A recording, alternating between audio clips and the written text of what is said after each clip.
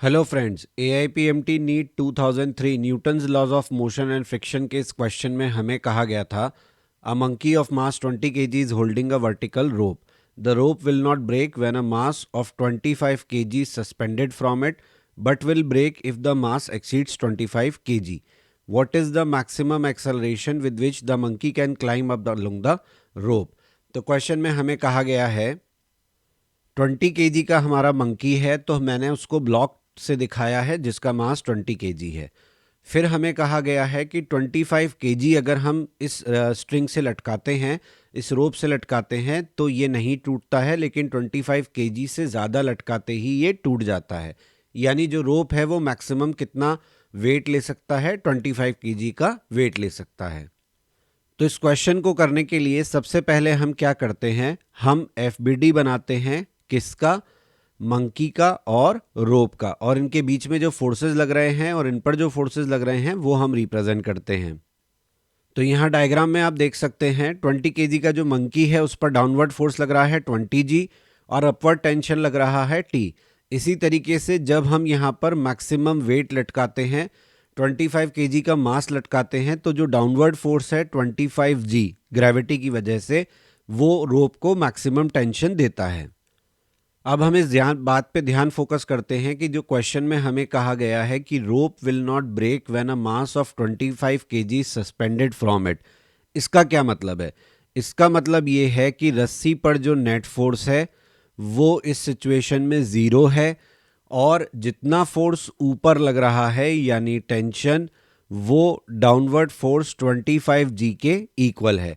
यानी maximum tension जो है उसका वैल्यू हमको क्वेश्चन में दिया हुआ है कि मैक्सिमम टेंशन 25G हो सकता है.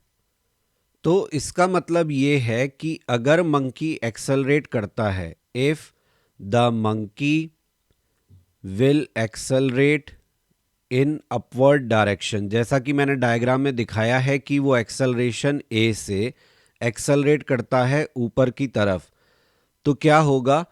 ऐसे ही सिचुएशन में उस पर ऊपर की तरफ जो फोर्स है टेंशन, वो 20G डाउनवर्ड फोर्स से बड़ा होगा फ्रॉम न्यूटन सेकेंड लॉ, और नेट फोर्स बराबर हम लिखेंगे ma, तो that is equal to 20A.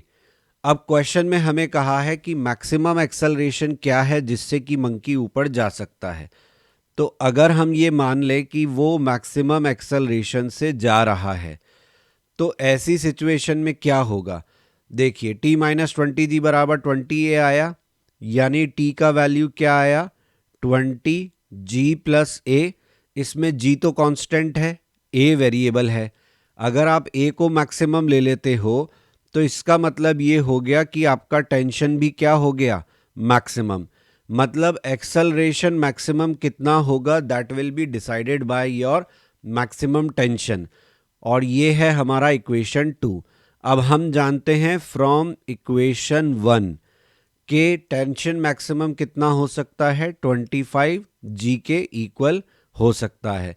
इसका मतलब from equation 1 and 2 we can write down 25G is equal to 20G plus 20A max. Question में जो मैक्सिमम एक्सेलरेशन हमसे पूछा गया था वो लिमिटेड किससे होगा? कौन होगा जो ये डिसाइड करेगा कि एक्सेलरेशन इससे ज़्यादा नहीं हो सकता? तो वो डिसाइड कर रही है रस्सी की टेंशन, क्योंकि मैंने आपको इक्वेशन 2 से ये दिखाया है कि मैक्सिमम एक्सेलरेशन हम जब कहते हैं तो लेफ्ट हैंड साइड पर हमारी टेंशन भी क्या हो जाएगी उसके अकॉर्डिंग? मैक्सिमम. तो ये मैक्सिमम एक्सेलरेशन लिमिट किया जा रहा है, डिसाइड किया जा रहा है आपकी मैक्सिमम टेंशन से, और क्वेश्चन ने उस पर लिमिट लगा दिया कि वो 25G से ज़्यादा नहीं हो सकता. अब तो कैलकुलेशन पार्ट है. 25G minus 20G is equal to 20A max. हम जानते हैं 25G माइनस 20G 5G आ जाएगा. G का वैल्यू क्वेश्चन में 10 दिया है, तो ये 50/20 ये हमारे एक्सेलरेशन की मैक्सिमम वैल्यू होगी. ये कितना आएगा? तो ये आएगा हमारा 2.5 मीटर पर second square. Answer of this question. I hope you will understood now.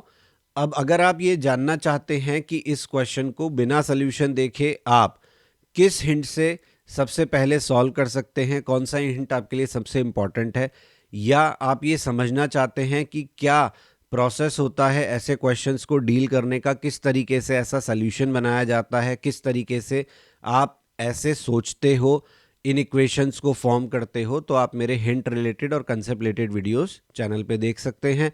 जो फेसबुक पर मुझे देख रहे हैं वो मेरे बायो में जाकर मेरा लिंक देख सकते हैं चैनल का। जो इंस्टाग्राम पे देख रहे हैं वो भी बायो में मेरा लिंक देख सकते हैं।